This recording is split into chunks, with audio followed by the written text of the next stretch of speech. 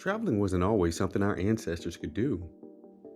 With post emancipation came an autonomy that spurred the Great Migration, leading a lot of us from the South to urban areas.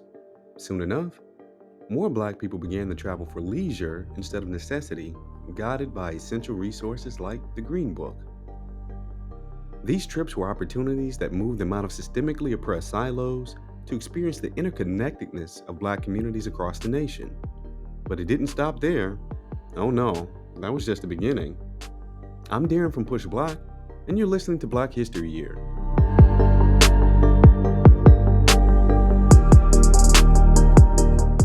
Afro-diasporic people exist in every pocket of this world, from the Quilombos of Brazil to the city people of India.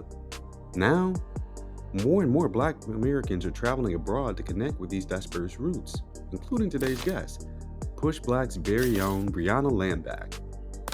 Briona is an award-winning journalist, entrepreneur, and senior writer at PushBlack. She's also the founder of Buoyant Travel, which she created with the following principles in mind: economics, joy, and Black travel as a key to Black freedom. We'll get into that a bit later because we got a lot of ground to cover, folks. I'm talking about everything from passport bros and diaspora wars to the collective possibilities that emerge when we see what lies beyond the American empire. It's a fun convo where we get deep, so get ready. This episode might have you ready to take the next flight out of here. Stay tuned. What's up, fam? Before we dive into the episode, I have one small favor to ask. Please spread the word about Black History Year on social media. Podcasting is competitive, y'all, and the best way to grow is through your promotion. You can shout out this episode or share one lesson from it you found super interesting. Just tag us at We Are PushBlack on Instagram and TikTok so more folks can access the Black history they didn't teach us in school. Your support means the world to us, and your minute of effort makes our hours of work worth it. So thank you, fam. Yo, Bree, didn't you just come back from a trip from somewhere? I'm always on the trip, Darren.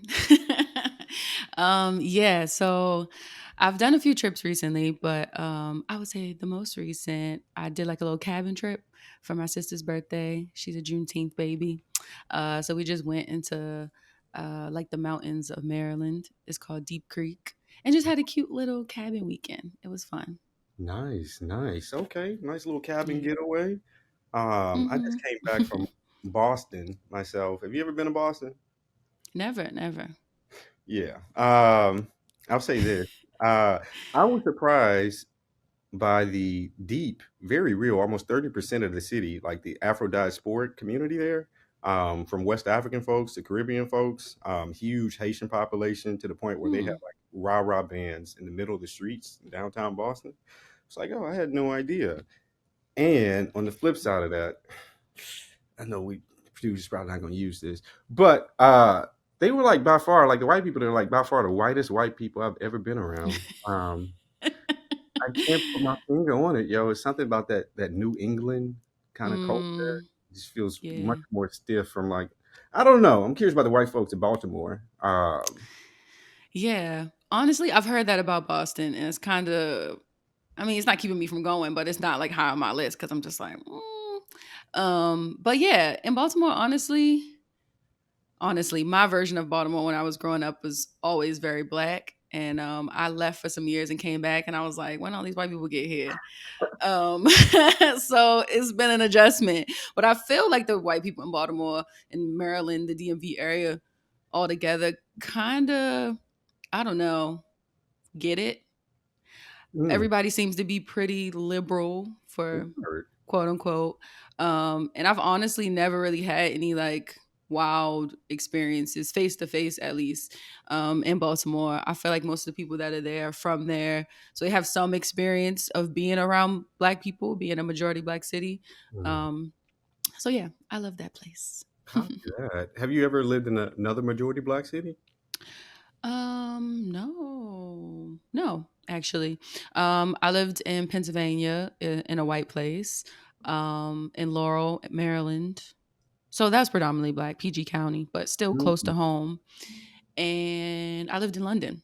So no, I guess Baltimore's, I never thought about that. Only majority black place I've lived. Nice, nice. Yes, we definitely gonna get into your London experiences. Yeah. With that said, I'm very curious. You're very well read, very well traveled.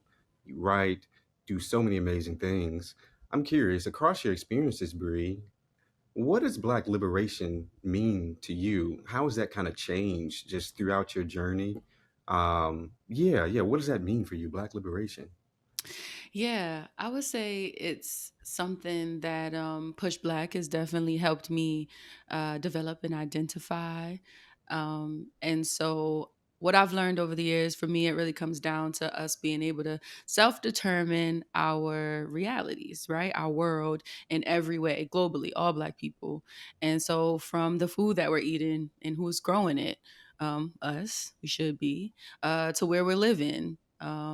The shelter that we have, the safety that we have, our communities, um, and just how we move about the world, being determined, designed, ran, operated by us for us. So truly, truly FUBU.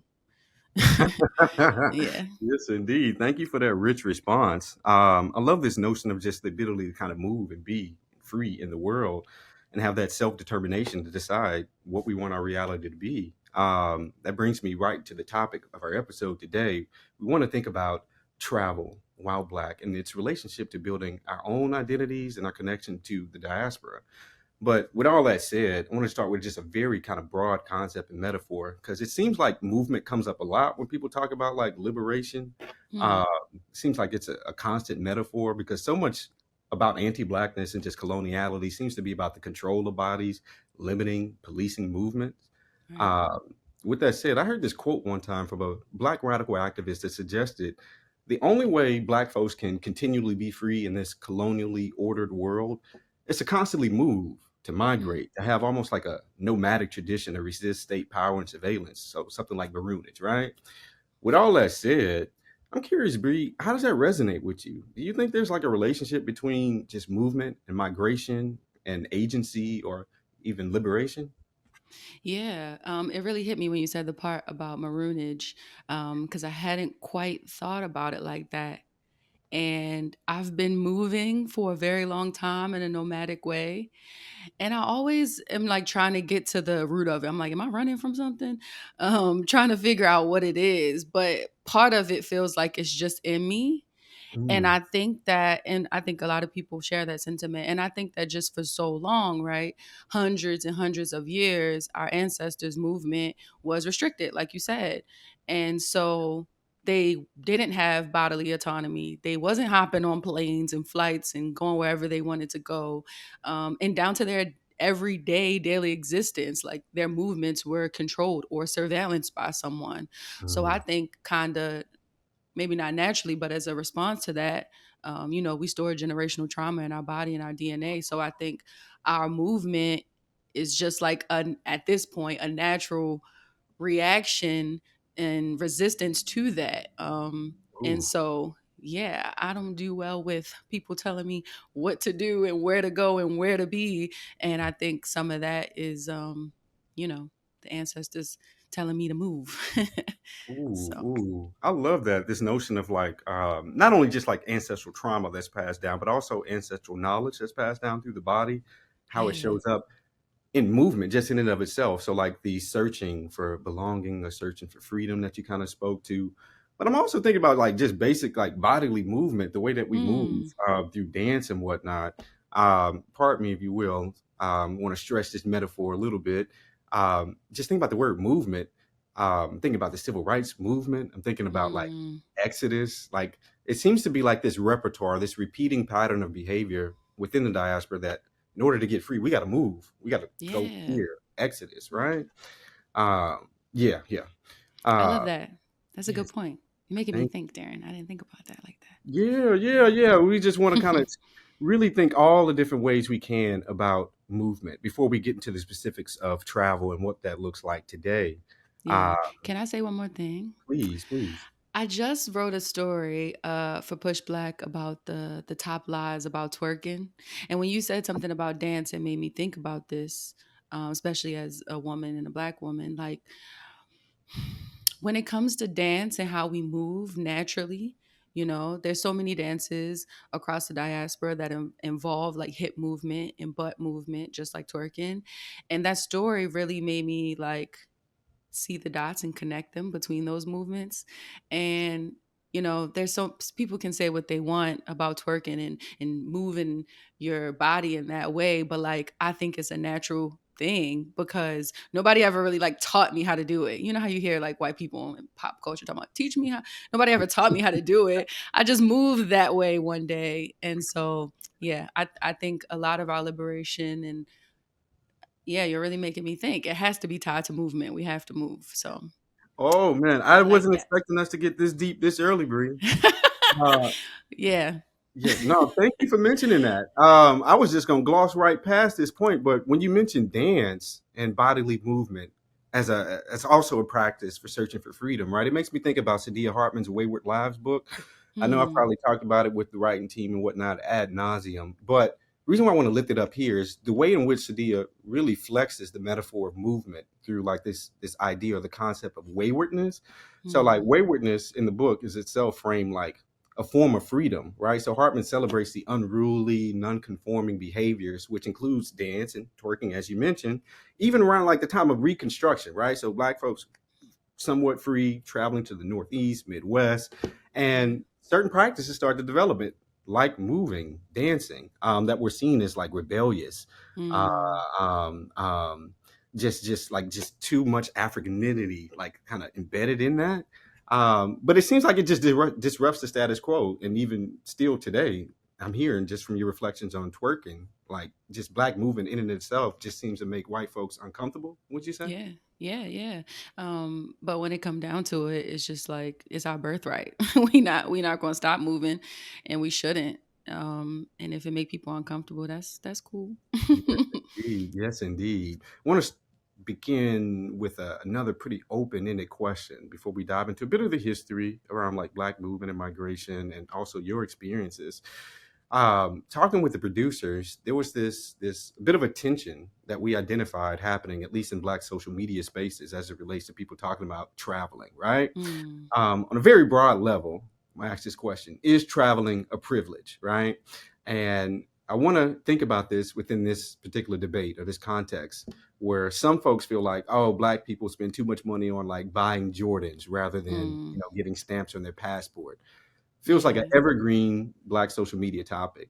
But I went back and I read a story, a brilliant story you wrote for here at PushBlack, and you shared this stat with us that apparently, or at least in 2019 before COVID and shit, Black folks were spending roughly around $109 billion a year on travel. Yeah. My Yeah. goodness. With that said, what do you think about this notion that traveling is a privilege and that Black folks should be spending more of our money on like our passports and seeing other places rather than consumerism? Do you think that's a thing? Well, let's say I got to start with travel is a privilege. Absolutely.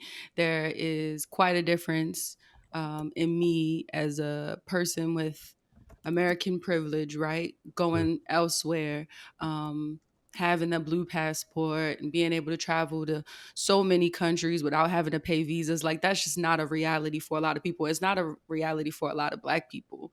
I got friends across the continent who like cannot just pick up and come to the US how I can hop over there. So there's absolutely privilege to it. I think the part that starts to feel like it's not a privilege is just because, anti-Blackness is global. So like we go places and you traveling and you having this great experience, or so you think, and you get there and you're experiencing whatever, and it start to feel like, well, I could have just stayed home for all this. I could have stayed in the US for the anti-Blackness. Yeah. um so that's the part of it that kind of starts to feel like this is not a privilege, but I think at the core it is. The Jordans and the passport thing, child. I get the sentiment when people say it, right? It's like a passport only costs, I think, like $165 or something like that. It's a relatively like easy process to get it. Doesn't Mhm. take a lot of time and effort or a lot of money. Um, Jordans might cost a little bit more, but it's still like affordable. Somebody can save their money to buy a pair of Jordans, right? But Mhm. it still comes down to like privilege and access and knowledge. Like, you don't know what you don't know. Like, does somebody know that they want to go to Greece and stay for a week if they never knew anybody or talked to anybody or saw anybody who went to Greece? Like, Yeah. you don't know what you don't know. And then also, Black people like getting fly, and I don't think there's nothing wrong with that. You know, yes, there's a such thing as like over consumerism, and I think there's some of that in us, but everyone does that. We live in a capitalist society. That's what they tell us to do with our money, spend it, right? But I think it's Zora Neale Hurston, I'm almost sure, who has something in one of her books about like how Black people love to adorn. And Oh, so yeah, in some ways I just think it's in us, the jewelry, the Jordans, it's there. There are people in my life who I'm like, please get your passport. Like, the next time you get paid, save $50. The next time you get paid after that, save another $50. Boom, you got the money for your passport. But once you get the passport, you still got to pay to go on the trip. yeah. Like, that's the part. That's the part that be missing from the conversation. And traveling it can be cheap. You can find affordable ways to travel, but it's not inherently cheap. A Yeah. pair of Jordans you might pay, I don't know how much they cost, maybe $200. um, you can wear them 100 times, 100 different ways with 100 different outfits and get your money worth. So, in a way, it's kind of comparing apples and oranges. I do want more Black people to travel, but I understand that it's not possible or people just don't want to. Yeah. And there's Yeah. nothing wrong with that. Yes, indeed. Right now, I'm thinking about this notion of those of us in the diaspora who don't feel safe or comfortable traveling, and I'm not even talking about like overseas. I love how you mentioned like Greece as an example. Yeah, why would we just pick up and decide to go there if we don't see ourselves reflected in those spaces? Right. And it reminds me of this somewhat of a tragic story. When I was teaching in Chicago, these folks were in their late teens, some early 20s. And I learned that some of them had never traveled to downtown Chicago in their entire lives. They just were housed on the south side or just housed on the west side. Yeah. I was like, really, no field trips either? But they were like, no, we just never had an interest. And I'm curious, from your perspective, Bree, for those of us who do have a deep fear of travel, of being a fish out of water, whether in our Mm. own cities or across the globe, what do you have to share to kind of ease that anxiety? Yeah, thanks for sharing that. That's a very real thing. I definitely know some folks who ain't never left Baltimore and don't have a desire to. Mhm. Um, and but to ease fears, I feel like one thing is traveling in groups. We like being in groups anyway. And I love that about us. But traveling specifically, going in a group, whether it's, a public group trip that you join other people you don't know, or your own group of family or friends or loved ones, there's strength in numbers. We know that. But there's also that familiarity, that community. And I'm a proponent for solo travel. I do like traveling solo. However, to ease anxieties is nothing like, getting 4 or 5 of your closest friends and deciding to go somewhere and experience something together. It'll basically feel like you take it home with you. Mm. And I think that's a way to combat those anxieties. And then also just researching before you go. Luckily, we live in the age where you can literally research most places in the world before you go. You can find somebody's YouTube videos, you can watch TikToks, you can actually digitally interact with people from there and learn about these places. And so I think doing as much research before you go somewhere as possible helps ease some of that too. Absolutely. Thank you for that. Traveling Yeah. numbers, doing your research. Absolutely. Now, I want to touch a bit, just briefly, on a brief history of just Black migration in the U.S. So, you're rooted in Baltimore. I'm curious, how does this appear in this particular space? Yeah, when I think about the history of Black migration, right, we got the Underground Railroad, we got the Mm. Saltwater Railroad, and then, of course, we have the Great Migration from the South to the Midwest, East Coast, West Coast. With all that said, I'm wondering how this melting pot kind of shows up today for you. Do you see just some threads of how the migration has shaped just the landscape of Baltimore, the culture there? Yeah, what have you kind of witnessed? Yeah, well, it's a thing on the internet now to make fun of the Baltimore accent, which I think is hilarious because, like, I just grew up around it, so I didn't never even notice it, and now I notice it all the time because of these videos. But it's cool. I like it. I think Baltimore specifically. My family before the Great Migration was also from the South, South Carolina and Georgia. And I've been to both of those places, but I guess I don't have like a direct, I don't have any family members still living there. But I don't know. I still just be feeling like certain things, certain Southern isms are still like just in us, just like our Africanisms. Like it's just there. Baltimore is technically, well, Maryland is technically the first Southern state. Hmm. Um, so I just feel like we got that little twang to us. You know, but once we moved to these northern cities in places like Baltimore, life was different. And I think that's reflected in our cultures and stuff too. And just from language and food and music, being in Baltimore and being in Philadelphia or being in DC, like there's a lot of similarities between all of these different regional Black cultures.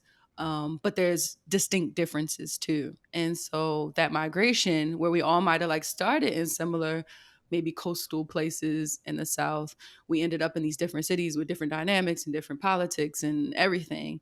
So there's a lot of overlap, but I love the nuances and the differences. I can spot a Philly accent from a mile away. So Oh yeah. my God, I'm so glad you did, really. So I used to live in Philadelphia for like 4 years. Oh. Yeah, yeah. For my first time there, though, it was really mind blowing. I Mm. had no idea about just the deep Black Muslim population in Philadelphia, right? Yeah, yeah. And how that shows up just aesthetically and vernacularly. So I put a cap on it. I'm in Philly for a film festival, and I'm just kind of perusing around some areas of West Philly, and I see a Black woman in a hijab wearing Tim's, Mm. smoking a Black and Mild, and I was like, "Oh my God, well, I have never experienced beauty like this. This is amazing." The Uh, Black Mecca. yeah, yeah, yeah. So it's always I just love that. fascinating to see the threads, like the melting pot and how it shows up. Especially being rooted down here in Louisiana. Yeah, Yes, indeed. I love that. With that said, I'm curious, Bree, for those of us who are interested in kind of stumbling upon and learning more about just little known pockets of Blackness in the US. Mm. Um, yeah, anything to share there in terms of like certain regions that we could be looking at that are typically kind of overlooked when we think about just a Black Mecca or spaces that has deep Black history to them? Yeah, so many places, but places that we don't always think about. I know recently I went to Charleston, and I know people like know some people maybe know the history of Charleston, but there's a stat about how I don't know the exact percentage, don't quote me, but a great number of us, probably, I think 1 in 4 African Americans had an ancestor that came through as an enslaved person through the Charleston harbor.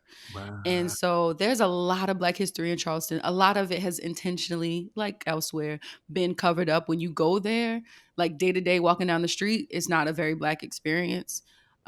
We was a little shocked actually, Mm. but it's there underneath the roots of it all. So when I was there, I got to go crabbing. Never did it before, being a Baltimorean, but I eat them. But I never went crabbing for them. And I did it with a woman named Tia. She's an entrepreneur there who has a crabbing business, and she was just telling me about growing up in the Gullah Geechee culture and how important seafood is to them too. And she Mm. got on me like, sometimes them crabs you be eating in Maryland, they come from South Carolina, but you don't even know. Ah. So I love Charleston, and I think it's a lot of Black history there that folks should travel to see. And then also places that we now know about thanks to films and media and stuff. But like Africa Town in Alabama, we've written about a lot at PushBlack, and of course there's Descendant, the film about it. And yeah, there's just so many pockets that we would not know about if it wasn't for stories like the ones that we write. And so there's so much.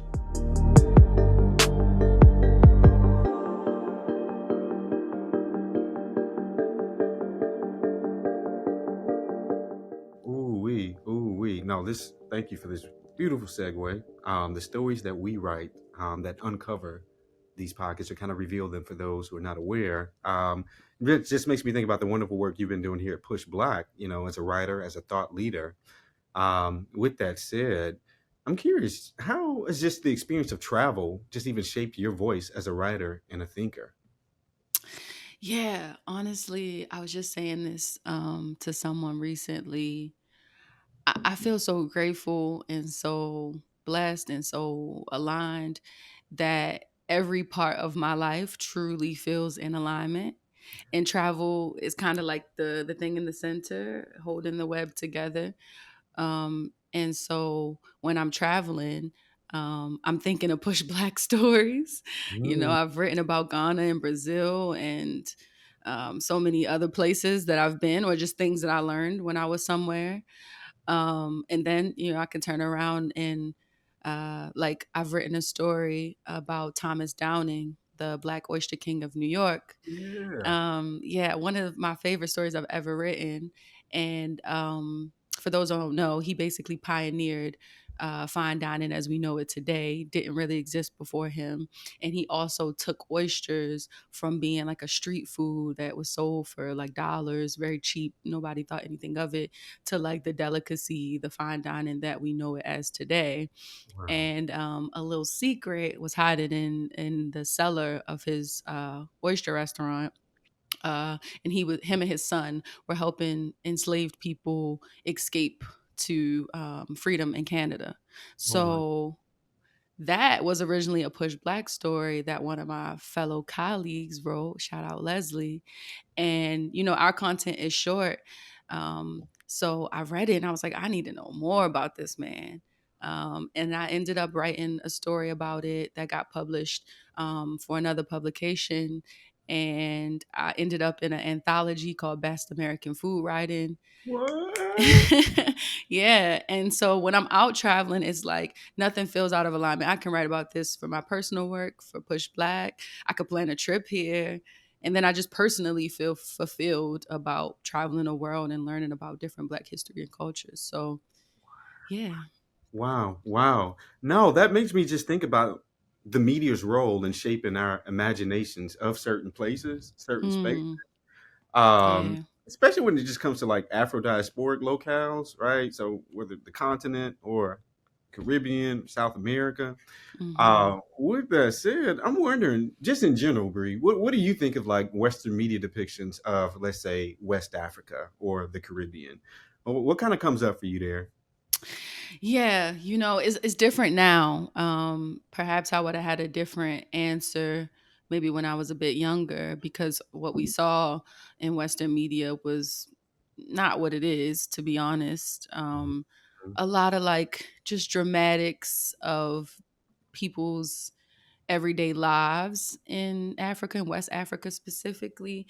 Mhm. We would see like just poverty stricken images and people like not living lives that are comparable to ours, and that's just not true. For some people it's true, just like in every part of the world, you know but yeah, going to Ghana and spending so much time there, completely different from the images we grew up learning about Africa. And even in just like everyday little sayings that I used to hear as a kid, Oh, um people would say stuff like old folks would say yeah. stuff like if you're not eating your food, they'd be like, you better eat your food, it's kids in Africa starving.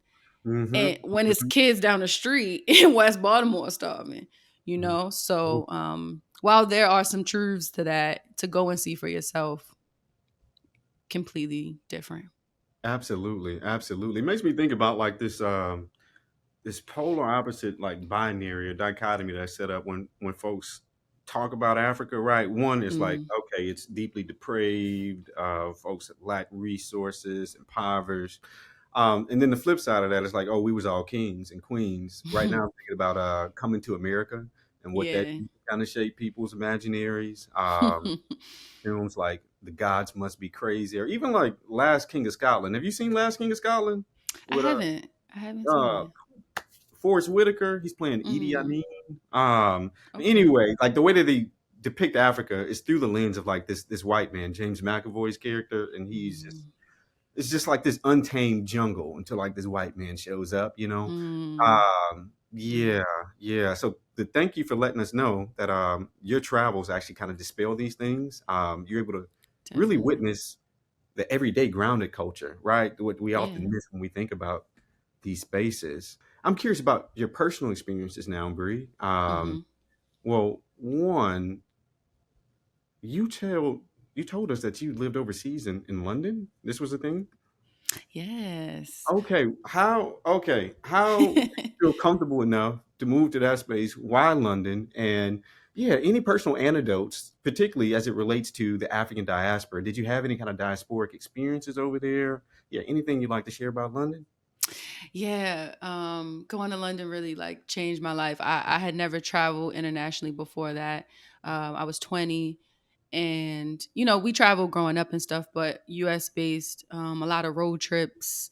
Um, I didn't get on my first plane until I went to California, and so I had got my toes wet a little bit with U.S. travel. But when I went to London, it just opened up like a whole new world.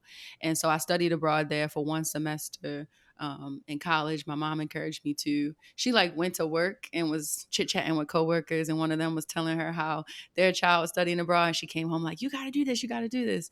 And Wow. my mom didn't really grow up traveling from East Baltimore. Big family, single mother. So like she didn't travel well into her adulthood, but she just saw something for me. And so I leaned into it. And London was beautiful. I went because it was the only, well, besides Australia, but it was the only English speaking like country that was offered at my school. Okay. And it just seemed like the easiest route, to be honest. I was like, okay, it's a big city. I could do it. I knew there would be black people. I didn't know for real though until I Mhm. got there, because it wasn't a part of my world. But the Caribbean population, there's a lot of West Africans and Central Africans and East Africans too, but Caribbean culture specifically is huge in London Mm. because of the Windrush, another migration Yes. generation that came to London, and so you just see it and feel it everywhere, like the music. You spend time in Brixton, like you can literally, I can see it right now. You can literally get off the tube station, which is like the subway, um, at Brixton Station. You kind of come up these steep set of stairs. When you get to the top, it's like a bus stop and a big main road. But you can come out of that train station any time of year and literally hear somebody blasting some type of reggae music, some type of Caribbean sound, soca or something on a random day. And then you walk to the right and go down the street, and there's Brixton Village Market, and you can get Caribbean food there. There's food from all over the diaspora there. And so going to London just really opened my eyes to the fact that there are Black people everywhere. I knew that, I've always known about the diaspora and Black history. It was a part of my life growing up, but like, you just gotta go and see it for yourself. I didn't know it was like that, and I just had the time of my life. So yeah, Yes, indeed. Well, okay. Well, I don't want to compare the two, uh, yeah. but I am curious, just to juxtapose, use a fancy word, for Ghana. Yeah, in terms of the diasporic connections that may have arisen when you traveled to Ghana, what was Mm. that like? What was the landscape like there? Like your first time, and how many times have you been to Ghana, Bree? Um, a lot at this point. I think I'm working on like 7 this summer, 8 by the end of the year because I plan to go twice this year. Um, I love Ghana, Mhm. man. I first went in 2019 during what's called Dirty December, like this homegoing type period where everybody from, well, originally it was just people that are, directly Ghanaian coming back home, going to see family for Christmas and stuff. And in 2019, when the Ghana Tourism Board started this campaign called the Year of Return, 400 years since enslaved Africans left Jamestown, Accra, and ended up in Jamestown, Virginia. They were inviting the diaspora, anybody from wherever, to come back and just experience it, learn about Ghana, connect to that Mhm. ancestral history. And I went. I felt like I was hearing the call all year, the year prior. All Mhm. the celebrities and stuff were posting about it. And I was just like, I gotta go. And so I went, and this is kind of wild and I do not recommend. But the first time that I went, I also brought a group of people with me. Like I planned a group trip. Wow. But I just knew I had to take the leap. I knew I had to be there. I knew I had to be a part of it. And it was just a beautiful time that I still think about often. A moment in time, felt like we was making history. And yeah, Ghana just feels, it definitely feels home like. Mm. Ghanaians are known for being very like friendly and sweet and welcoming. So that energy is always there.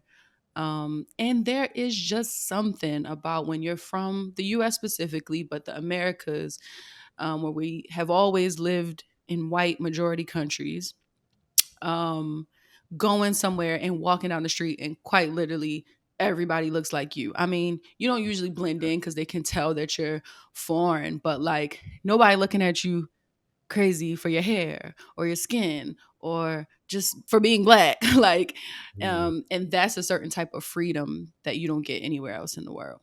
Yes, indeed. Yes, indeed. Okay, I'm trying to.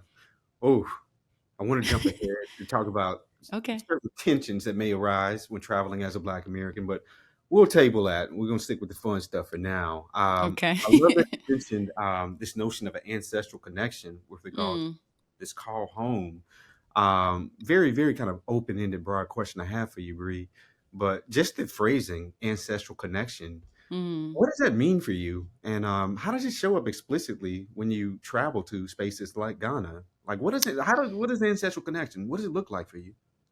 Yeah, I think it's kind of in us, first of all. It hasn't left us. People like to say, we dropped the culture, we forgetting recipes, we don't know this, we don't know that. I think certain things are just in us and they not going nowhere. Sometimes you gotta squint a little bit to see it to make the connection, but it's there. And so I think once you add the travel component, you just get to connect the dots in the flesh in real life and feel it. Not just like feeling your heart, how most of us Mhm. always have felt this connection to this place that we call the motherland, but you get to go there and meet her, and be there and connect with people who have been there their whole lives. It's like somebody coming to visit me in Baltimore, somebody visiting you. What city you from in Louisiana? Baton Rouge. Baton How? Rouge. Yeah. Yeah, it's somebody coming to your hometown and you showing them around in the best spots. And this where my granny used to take me. And so is that, but like another level, right? Because it's like some mysticism to it. We've always heard of this faraway land, but we never thought we would make it type thing. And Hmm. so it's kind of feels like an out of body experience at some points when you first go. But it feels necessary. And I personally feel like I can literally feel the ties between me and the ancestors, Ooh. whether it's at Cape Coast Castle, more like a dungeon, and walking through, the quarters where enslaved people were held, and still literally being able to like smell the stench in the air, Mm. right? You can't help but to not feel that when you can literally smell it and see it. Um, to just being out and about in the streets and like seeing a black woman walking down the street with a basket on top of her head selling like goods and drinks and everything. And I can literally see that in so many parts of the US. Like she might not have the basket on her head, but you got the candy lady selling stuff. And Mhm. so it's small little connections that you find. For me it shows up a lot in food, and it's just like it's no way you can't feel the connection. It's everywhere when you're there. Yes, indeed. I love that you mentioned the food, and earlier you mentioned like people claim that Black Americans are losing recipes. There's this word, I don't know if you ever heard this. Hopefully, you haven't encountered this, but this term akata, uh, Mm. meaning like a lost cat, West African term, Mhm. that's been levied towards like Black Americans, like, oh, we just got Yeah. lost in sauce and stuff like that. But I really appreciate you mentioning just the overlaps and commonalities between the experience. You mentioned the woman with the basket on her head, and that being a parallel to like the candy ladies here in the U.S. Were there Mhm. any other kind of startling parallels? Anything that you came across in your travels that said, like, wait a minute, this reminds me of back home? Or like I can see like the exchange. Yeah. Anything like that? Yeah, another one I think of is also in the streets. It's these young kids, mostly young boys, who will come up to your car And if they're not trying to sell you something, they trying to wipe your windows off. Mm. And I don't know how big of a thing this is in Louisiana or in the South, but in Baltimore, and I know it's a thing in Philly too. In Mhm. Baltimore, we literally call them the squeegee boys because they have these, I guess, squeegee things to wipe off windshields. So you sitting at the light and they literally come up and wipe off your windshield and you throw them $1 or something. And they just young kids trying to make some good honest money. And when I first saw that in Ghana, I was like, what? We've Yes. been hustlers like this. So that's one thing. And then, like I said, it always shows up for me in food. So obviously, there's so many foods. Some of my favorites, black eyed peas. Um, you know how in the U.S. and African American culture, like we eat them all the time, but like specifically on New Year's for Mhm. prosperity and hope and a good New Year's. And every time I've gone to Ghana until last year, for most of my first visits, it was during the New Year's period. And so I was kind of like craving that meal that my mom would make. And I found a recipe, well, a dish in Ghana called red red, Okay. and it's like a stew, tomato stew, but it's mostly made of black eyed peas. And so when I'm there, I get that on New Year's to kind of still get my little fix. So food, I think, is one of the easiest ways to find the threads. Absolutely, absolutely. Okay, so we've talked about the ways that, the diaspora kind of coheres through travel. We can see overlaps and connections and whatnot. But I'm also curious, Bree, how's like your understanding of blackness expanded in your travels? Yeah, anything to share there? Yeah, honestly, I feel like it expands every time I go to a new place. At this point, I know there's black people in every corner of the world. I mean, you can Hmm. even, go to Asia and find us some populations and Afro Indigenous people and Australia and everywhere. But it expands every time I go somewhere and every time I meet a black person from somewhere else. There's always something to learn, whether it's language, lingo, words, food, how they grew up. When I was in London, so I didn't say, but I went to London for one semester, loved it so much, came back home, worked for like a year and a half, was not trying to be an adult. I was like, I gotta get up out of here. Capitalism, not for me. So I went back to London and got my master's, and got to live there for another year or so. And this time, since I was there so long, I've really met a lot more people. And one Mm. of my best friends, shout out Victoria, um, beautiful person. We connected immediately. We are from such different backgrounds, both black people, but like she grew up in France. Her mom is German. Her dad is from Cameroon. Um, Completely different backgrounds. And every time I talk to her, especially when we get into our deeper talks and we've traveled together, I learn something. My Mm. mind expands. And same for her. I would like bring these things to her that I care about, these race issues, a lot of social justice things. And she just had never considered some of the things that I think about all the time.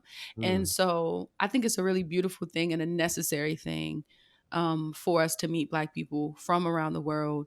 Because as much as people like to say we're not a monolith, and we are not, um, there are very real overlaps just because of our ancestry and where the places we came from, right? But Mhm. also our modern day conditions that, you know, aren't our doing, but that we live within. And so naturally there's an alliance. And we gotta know each other to be able to do anything and to move forward and to get to the liberation. So it's expanding all the time. Every time I go somewhere new. Wow. Wow. My goodness. Okay. Okay. I want to speak a bit about buoyant travel. Am I pronouncing it right, Bree? Yeah, yeah. Okay. Buoyant travel. Tell us how you came up with this idea. And also, I'm curious if you could just provide a bit of insight on the tagline, connecting the diaspora with cool. Yeah. Yeah. So, okay, I got a story for everything, Darren. So, when I was in college, I was a senior, and I wanted a few extra credits. I was like, let me get a little minor or something. I didn't have a minor the whole time. I was like, let me throw this on there. So I got an entrepreneurship minor at the last minute, and I had to take a few classes. The capstone course was having to do a business pitch competition similar to like a Shark Tank. Okay. So nervous, didn't want to do it, almost dropped the class. And then something just told me, like, you gotta, you gotta get over it, you gotta go with it. Mhm. So basically, I ended up presenting an earlier iteration of Buoyant group travel, connecting the diaspora. I didn't have the words then, but that was still the vision. And I won second place in that competition. And I got $600 in startup funds. So it really gave me the confidence to like pursue any of my ideas, but this one specifically. And I'm so glad that I did. That was 2017. For 2 years, I kind of just planned trips for family and friends. And then in 2019, I did that first trip to Ghana and been doing trips and meetups ever since. The trips and the meetups and the events are for Black people from anywhere.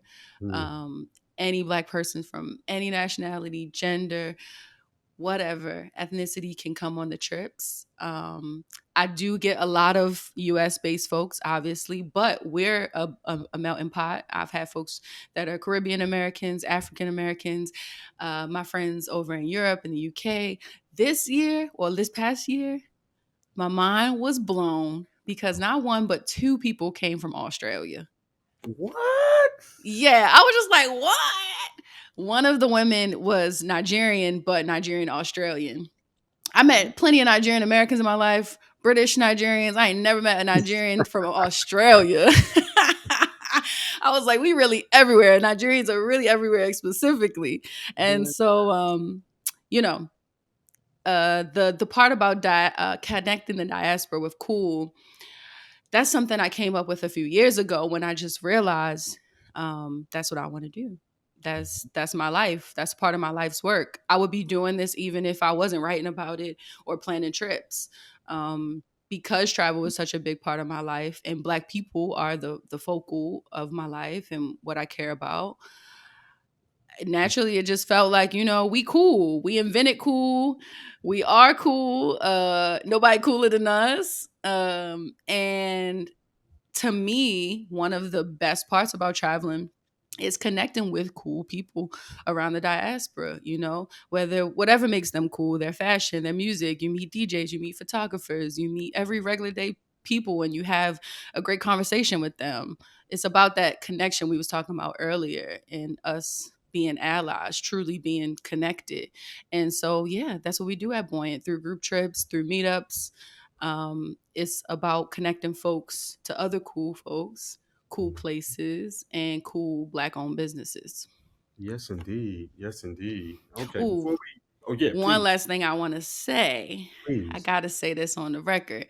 One thing that makes Buoyant different, there's a lot of group travel companies out there, Black travel companies. My friends own a few of them. All great. Love y'all down. However, all the trips that I do are specifically to destinations rich in Black history and culture, Mm. which, as we've talked about, can be a lot of places. So, Ghana is one of our flagships this year, going to Brazil, specifically Salvador, which is known as the blackest city outside of Africa. And so, yeah. So, that's a very intentional thing for me and it'll continue to be in everything that I do, but specifically with the trips because you can go with anybody to Bali. Yeah. You Yeah. can go with anybody to a lot of places and have a great time. Black folks going to have a good time wherever we go, but for me it's just always been going and connecting to that history, that culture, that education of each other, and just seeing ourselves as more connected. So we ain't going to Bali ever. Absolutely. Actually, what's wild is we're gonna talk about Bali in the next segment. We're just gonna get a little rocky. But Yeah. just riding this wave, I'm curious, B, if you could just share one like highlight that really kind of exemplifies the power of buoyant travel, Hmm. whether they've taken place in Brazil or Ghana or anywhere else. Yeah, just a highlight to give people a taste of the experience of buoyant Ooh. travel. Yeah. There's so many. I think I'll say probably in Brazil. I first went there because I got invited to a festival called Salvador Capital Afro Festival. And I was invited to speak on a panel about Afro tourism. And I had never even put those two words together. but it's something that folks in Brazil have been having conversations about for years now. And I was just like, how did they find me? Like, of course, I know how they found me because I write about it, but like, and I have this travel company, but I was just like, how did they find me? We're literally on the same mission. Like, we're doing the same thing in a different language, literally. Mm. And so I went and spoke on the panel and learned so much and got a chance to see Salvador and experience Salvador. And much like Ghana, so many similarities. Like they got a food called akara. Okay. The Nigerian Yoruba version is akara, I believe, and Mhm. it's literally a patty made of black eyed peas, and it's fried, and then they put this like hot sauce made of palm oil on the inside and throw some shrimp on it.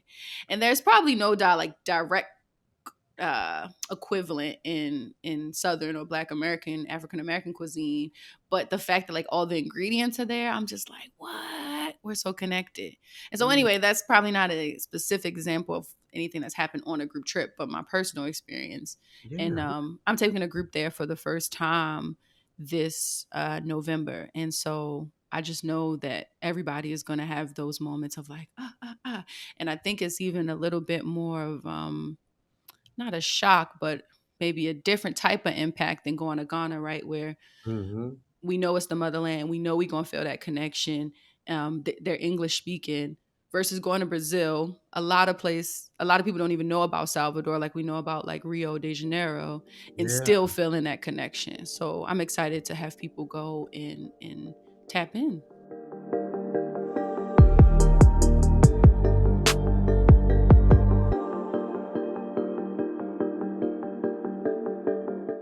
Yeah, I'm about to look up flight tickets right now. Period. Wait, hold on. Quick. I'm just curious. Gotta know why Yeah. is Salvador considered like the blackest city outside of Africa?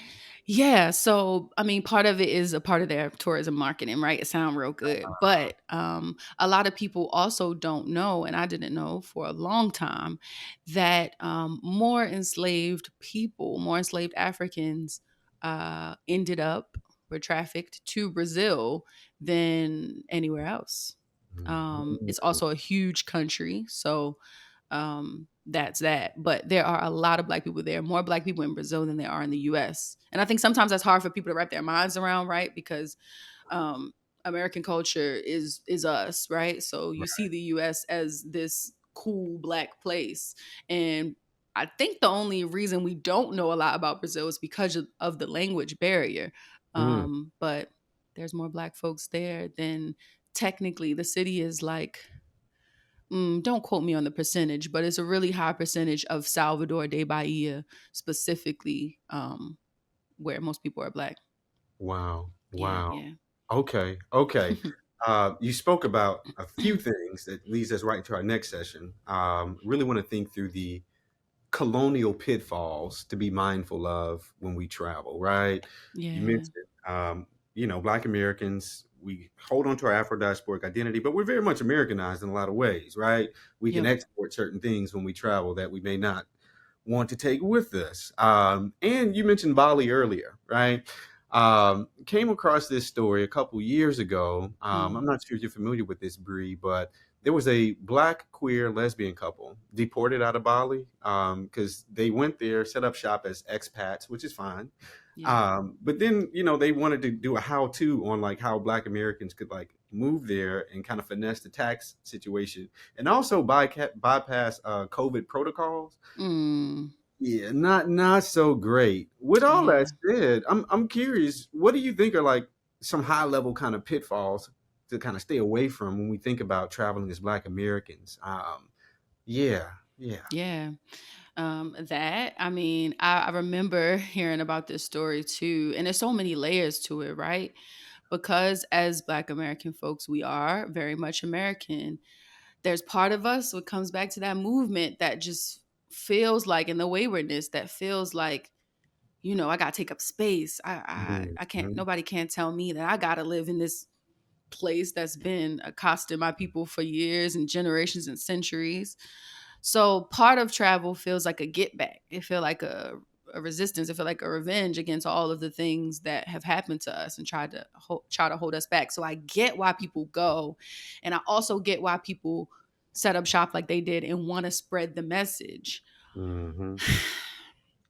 The part of it that kind of leans into the coloniality of it all is like going someplace intentionally, like subverting the law and things that you know you ain't supposed to be doing, and then spreading the message about it. It's one thing to do it, but then to like get on the internet and tell millions of people to do the same thing is Mm-hmm. not cool. It disrupts places that do not belong to you, and you're encouraging to people to come and do the same things. And there's lots of places in the world where that's actually happened because of social media, not just because of black folks or anything, but like expats, people just traveling to places, and now these places are experiencing over tourism, and it changing the lives of the people that live there every day.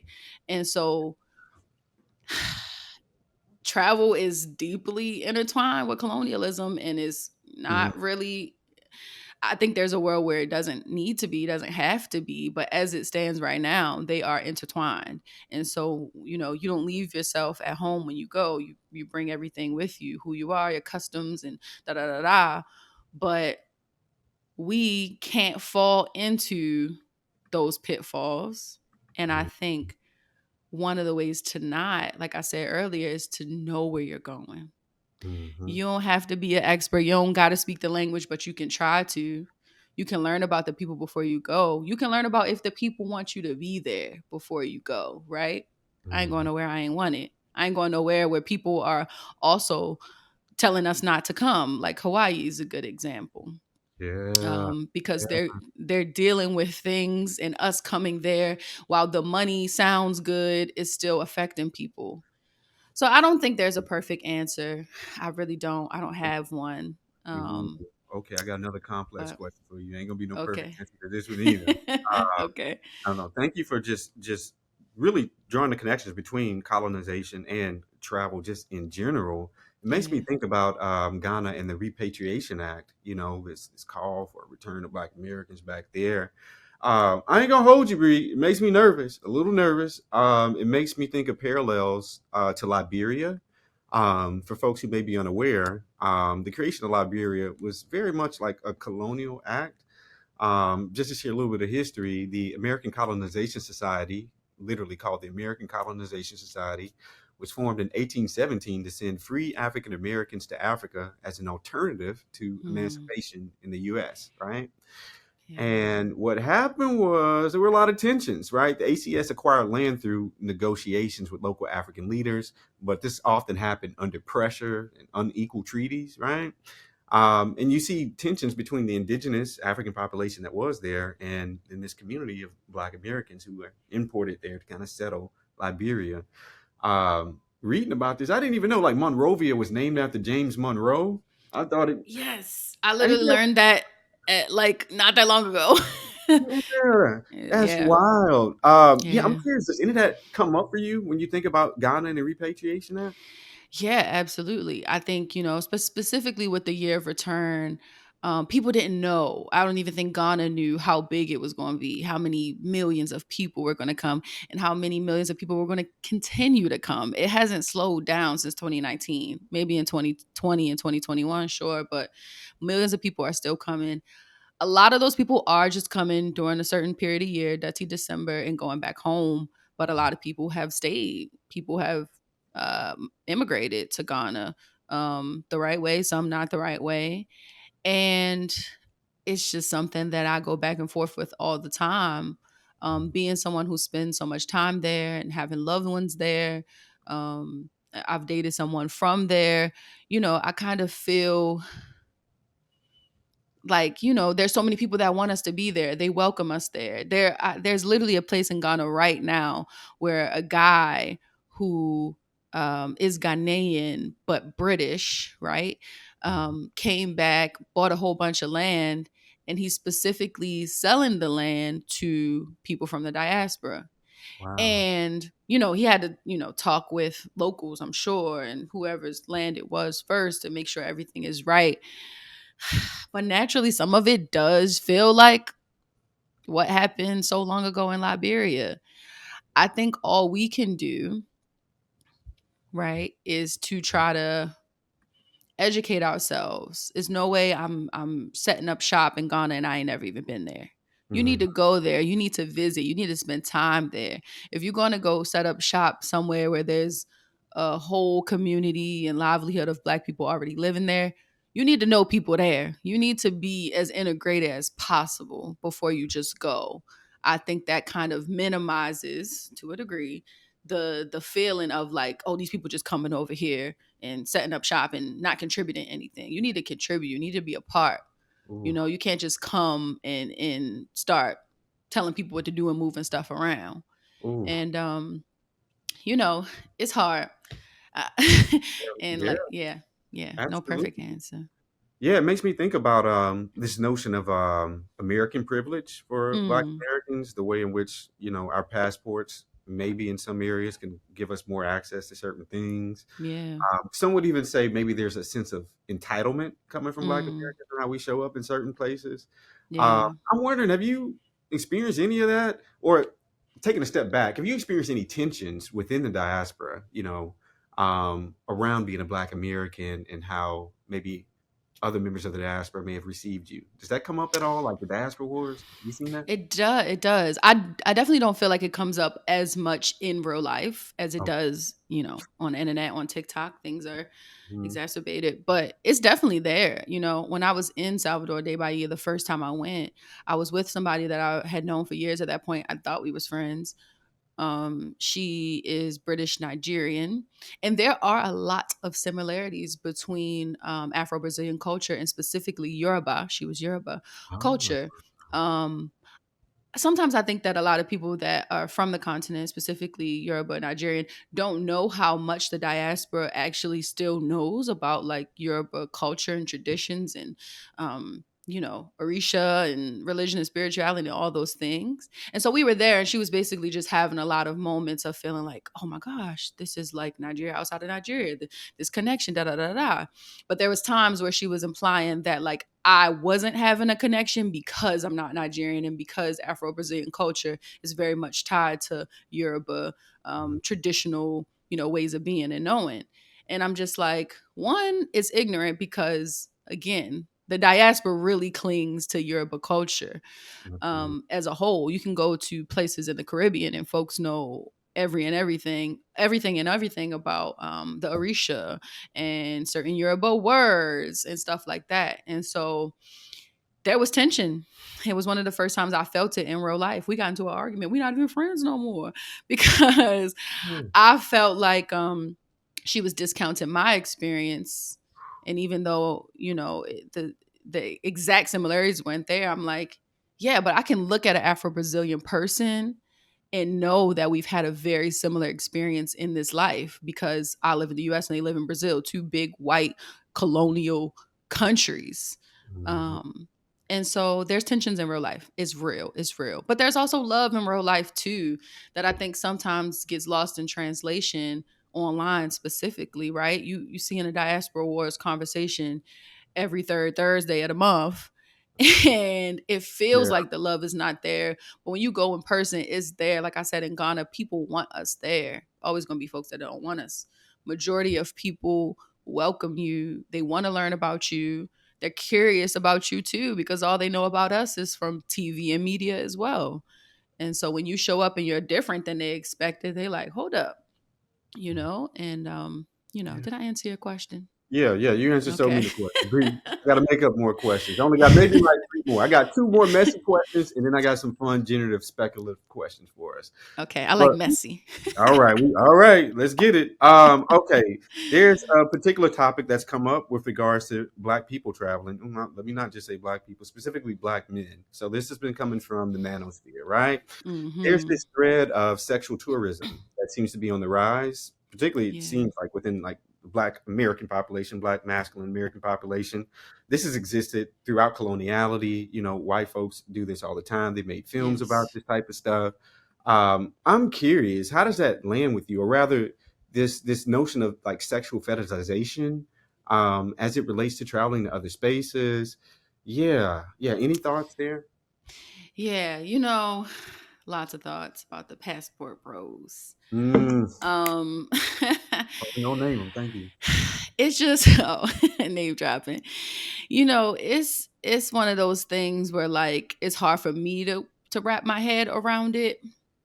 But from what I know, um, I think that a lot of it is steeped in anti-blackness, Mm. right?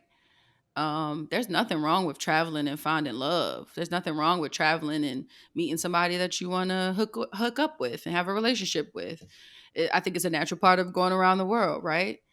But to specifically intentionally travel somewhere to meet women of another culture, and like that's the only reason you're going, Mm-hmm. You that want to just exploit feels them financially too. Yeah. exactly. And you're going to exploit them. A lot of times they are younger, way younger than a lot of these men. They come from different socioeconomic backgrounds. So you flaunting your American dollars as a way to grab their interest. I would be interested too if a rich man from another country came and said he gonna marry me in 30 days and spend all this money on me, and I'm the best thing that ever happened to him. Right? There's an intentionality behind it. You're going for that reason, and there's harm there to yourself and to the women on the other end of it. Mm-hmm. And we can't forget that a lot of these men that are engaging in the passport bro lifestyle, right? They're not just doing it and, going on about their business. They loud and proud on the internet about it and using the rhetoric of them going there and finding these great women who aren't black usually, right? We know black people are everywhere. When they go into Colombia, they ain't going to look for an Afro Colombian. They looking for somebody who doesn't look like us, who is non-black, right? And then they get on the internet and create these stories and narratives and content about how those women are so much better for whatever reasons. A lot of it is steeped in anti-blackness and misogynoir, and they don't know it. Maybe they do, but that's what it's rooted in. And so before you hop on that plane and get that passport stamp for that reason, it's inner work that needs to happen Yes. because you don't love yourself.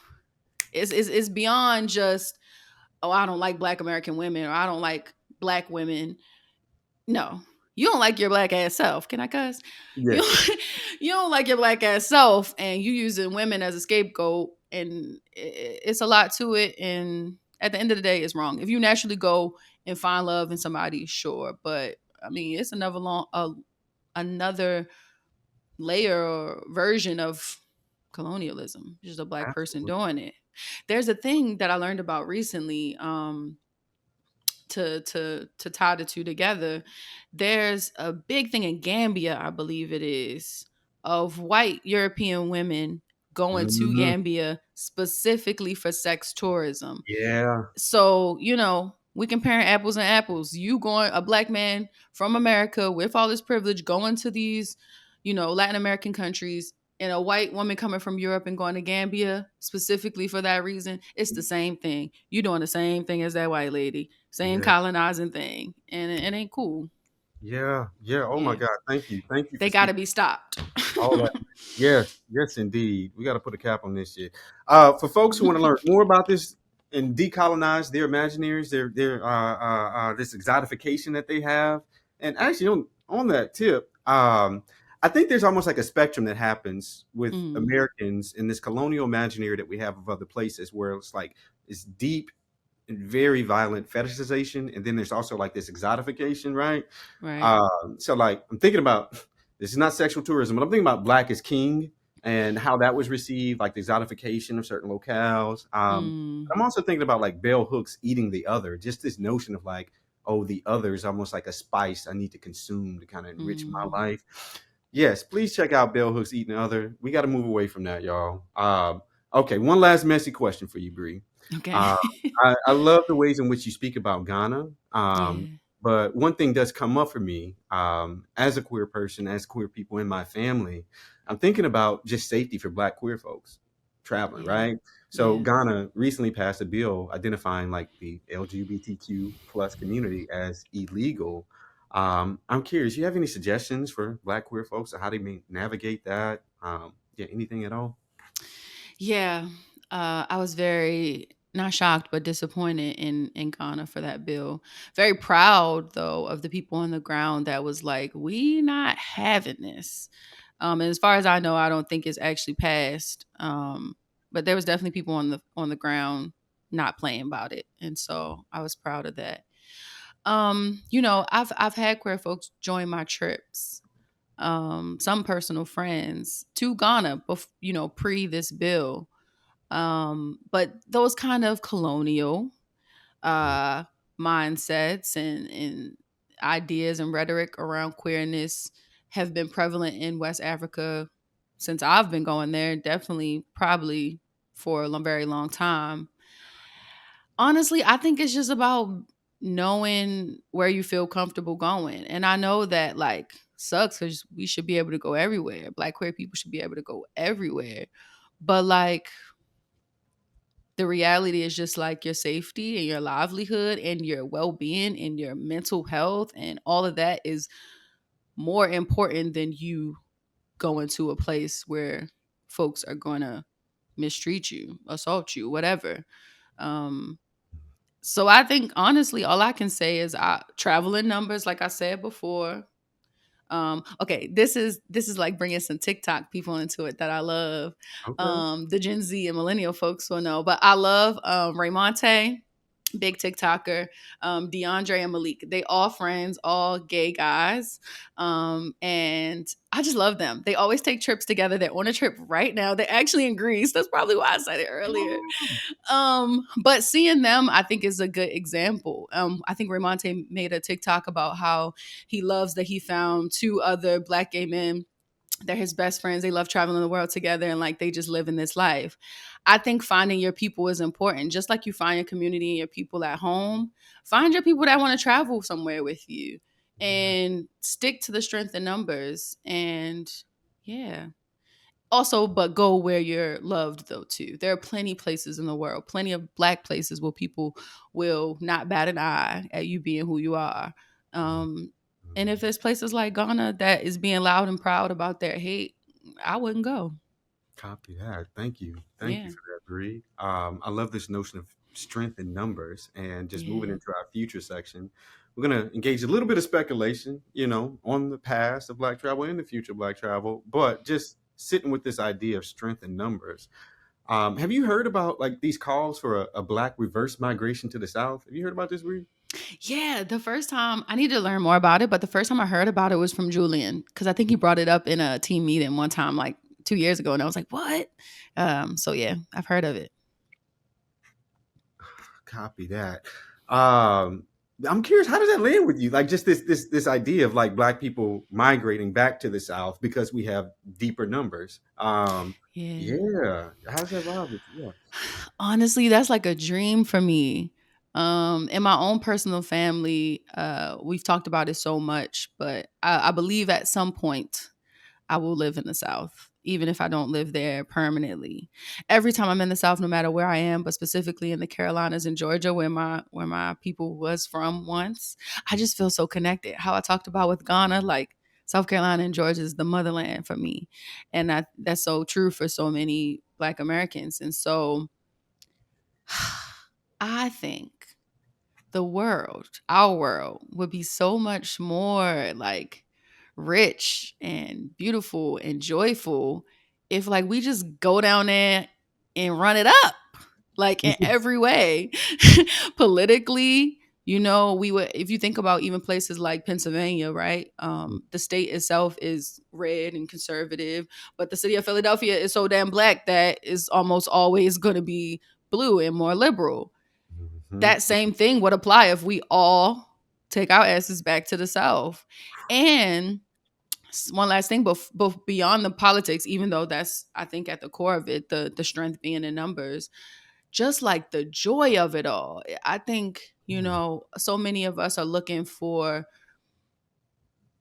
the different pieces of us and ancestral belonging, whatever it is. And I think if there were more of us in one place, and specifically in the places where our ancestors have centuries of history, we wouldn't we can't help but to feel connected and to to want to like change our realities, right? I just feel like we would all be in the South, like growing okra and stuff, you know?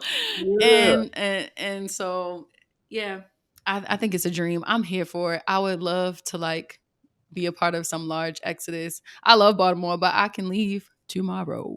Yes, indeed. No, no. Thank you for bringing us home with this word Exodus. And it really leads me to my next question. Pretty broad question. It can relate to like this proposed reverse migration to the South, but also Mm, like back to Garveyism. Folks saying like, "No, mm, we need to go back to Africa." I'm yeah. curious from your perspective, Bree. Is there a tension in your own mind between those who say, "Yo, we can never be free here," whether that's in the U.S. or whether that's in the North or East Coast? For folks who say, "Well, we just can't be free here, so we need to migrate, we need to move," Hmm. versus those who say, like, "No, we built this and we gonna make home here. This is ours, so I'm gonna stay put."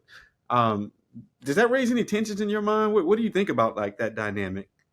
Yeah, definitely. I mean, I think you kind of either fall for one or the other, or you can be like me. I feel like I kind of float in the middle. I Mhm. definitely do not believe that we can't not be free here.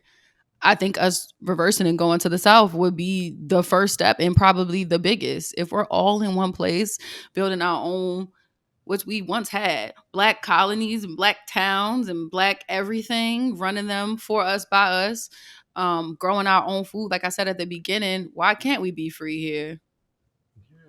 Yeah. Like, why can't we? I mean, it's never been true, but I think it can be. I don't think that the answer is running to another place as much as I love traveling, right? Because things do come up like Yeah. going back to Ghana and turning it into a Liberia. I think is necessary for, if we can, for those who can, those who want to, I think it's necessary to go and make those connections because it can only strengthen us globally. Um, but there is like we just can't pick up and go somewhere else. Where is there on the earth where there's no people that we wouldn't be disrupting somebody and Mhm. displacing someone else, and better yet displacing someone that looks just like us, and when we know what that feels like. So although this is not our native land, we have been here for a very long time. It's ours.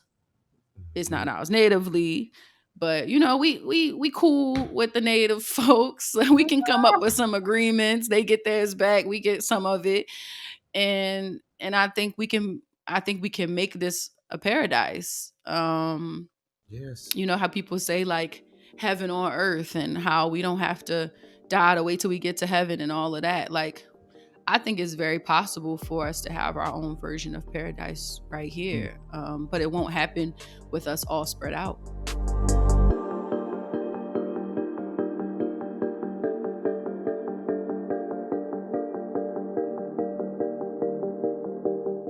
So, Absolutely. Okay. Oh, this is heavy. okay. But I appreciate it. Thank you so much for Yeah. this richness, Bree. I just got like one, maybe one and a half more questions left. Okay. So much of our conversation is centered around not just travel, but the relationship between travel and identity, like knowing Mm, oneself, knowing the diaspora. You mentioned a phrase earlier, like kind of puzzling ourselves together, finding pieces of ourselves, right? mm, One thing that comes up for me though is this notion of an origin, like an origin story, an origin point, when traveling and trying to learn more about ourselves and our history. You mentioned also like the natives and how this space was not originally ours.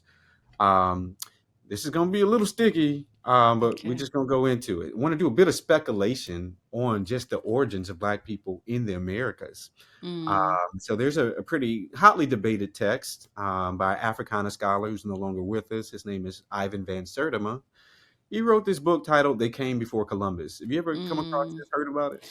Yeah, I've heard of it, and I've heard people talk, similar points.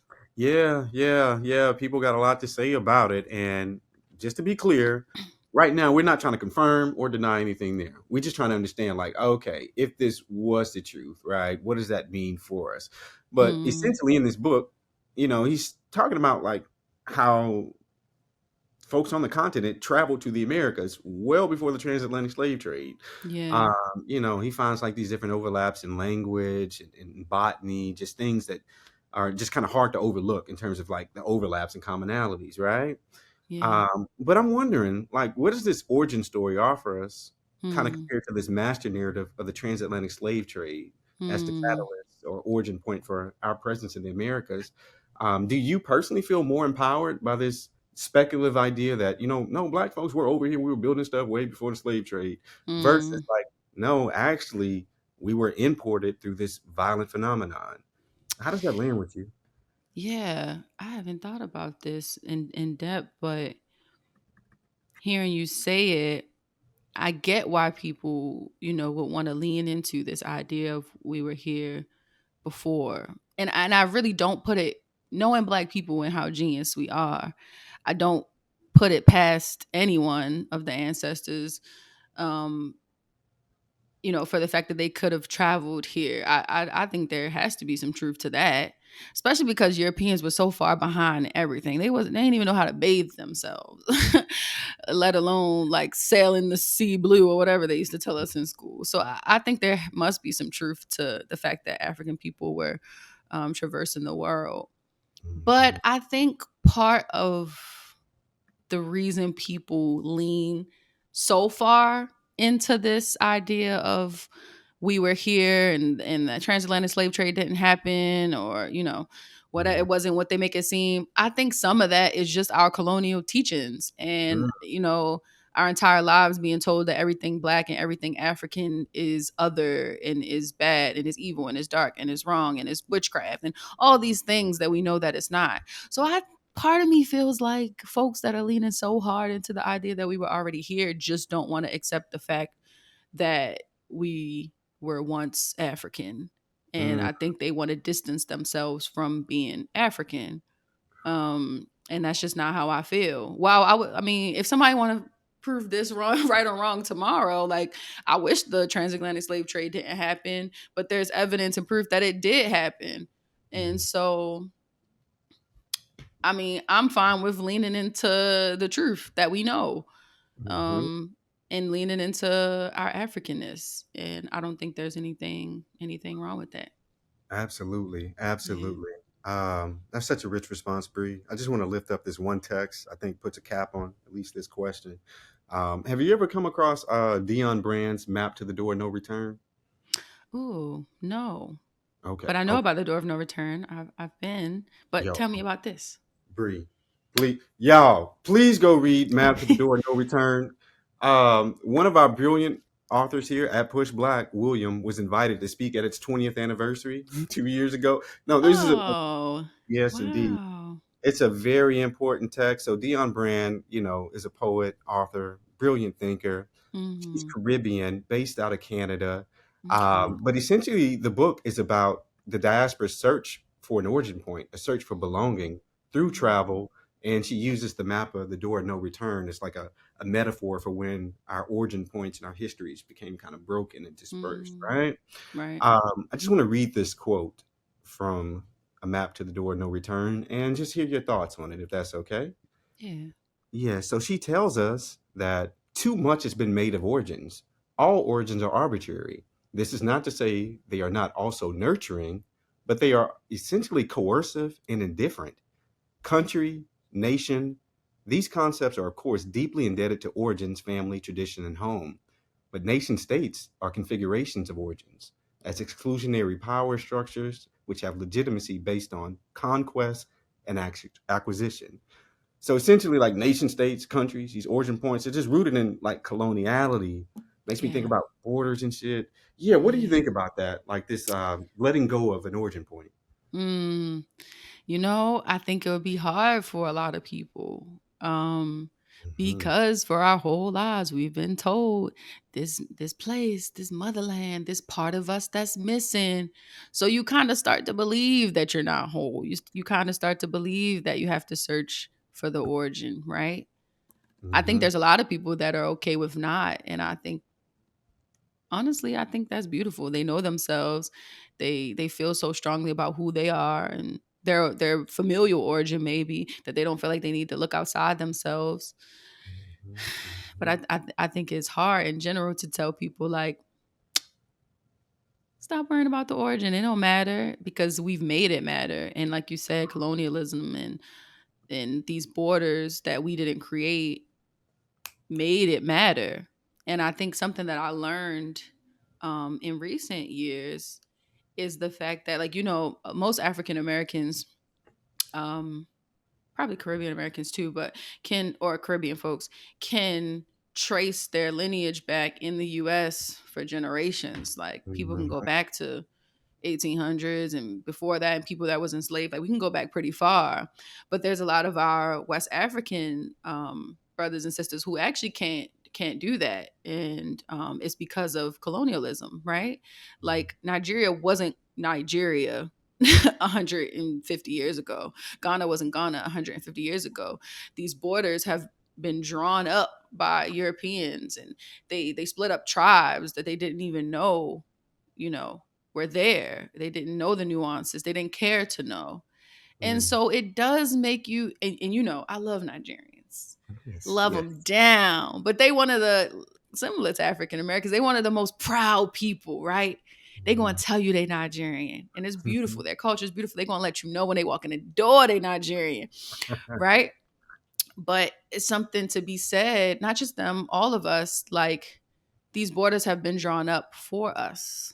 Mhm. I'm a Baltimorean because, like, my family had to leave the place that they were in, or chose to leave the place that they were in to come to Baltimore. But I cling to that too. So it does make you wonder, but then what else are we supposed to cling to? So that's the part that, with my little hair, that's the part that's tripping me up, because I'm like, that sound good, but what Yeah. else I'm supposed to say? Yeah, yeah. I think it's trying to find a different way of relating to each other outside of like Yeah, the borders you mentioned that we didn't come up with, but we're still confined within. right. Makes me think about the possibilities for a borderless society. We'll table that Mm, for after the interview. We'll rap with you about that. I just right. got one last question for you, Bree. It's something Okay. fun, something out of left field. Hopefully, it's fun. Um, so we're talking about travel. I want to talk about speculative travel, specifically time travel. Mm. If that ever became possible, would you organize a buoyant travel trip through a certain historical period? And if so, when and where would that be? Oh my gosh, yes. Okay, probably so many places, but the first that comes to mind is Harlem Renaissance. Um, I'm just obsessed. I feel like they, obviously there was things happening in the world around them, but I just feel like they was in this, like, beautiful enclave of blackness, and they were getting creative. I learned about rent parties in the recent years, and how folks was just like literally throwing a party to make rent. Like, what? It was just so creative and black and fun, and literary, like writing and poetry and the arts was at the forefront of it all. um it just seems like a beautiful time. I recently read this book, oh, A Love Song for Ricky Wilde. Okay. Yes. I can't remember. Oh, Tia Williams, that's the author. Um, it was a good book, and I haven't read fiction in a long time, but I wanted to get more into it. And it's romance fiction. And Okay. basically the story goes back and forth between present day and 1920s Harlem, Wow. and basically it ends up being like 100-something-year-old love story in the making. But the entire time you're going back and forth between Harlem today and Harlem then, and it just seems like such a rich time and a beautiful time to be black, and people were just doing what they wanted to do and being black, and making it work. So yeah, I think I would do that. And yeah, we would just go to New York and do some black ass shit, and maybe we would even add like an extension to it, right? And Ooh. like hop on over to Paris and go like see a Josephine Baker show or something. Make it a transatlantic journey. So yeah, I think that would be fun. Oh my goodness. No, I love that response because so often when we think about travel in the present day sense, right? Again, we talked about how some spaces we may perceive as like, no, this is not for us. And too often Hmm. when we talk about like time travel with relation to black people and specifically traveling back to the past, we feel like, actually, no, we wouldn't want to do that. That's not for us. But thank you for Yeah. lifting up the Harlem Renaissance and for our creative and vernacular brilliance that showed up in Paris. Because absolutely, we were always everywhere in the Mm. past and we'll be everywhere in the future. Yeah. So thank you so much, Bree. We appreciate you taking Beautiful. time to share your knowledge with us, and we look forward to traveling with you in the future. Yes. Everybody's welcome. All Black people. Thanks, Darren. This was fun. Thanks so much. All right. That was Briona Lamback, award-winning writer and founder of Buoyant Travel. To learn more about her work, visit BrionaLamback.com. And remember, y'all, this is bigger than tourism. This is about forging new paths to reconnect across the diaspora and reclaim our shared past. Whether literally or figuratively, how can you start or continue your Black travel journey today? Let us know on social media and tag us at We Are PushBlack. At PushBlack, we agree with Marcus Garvey when he said, a people without knowledge of their past history, origin, and culture is like a tree without roots.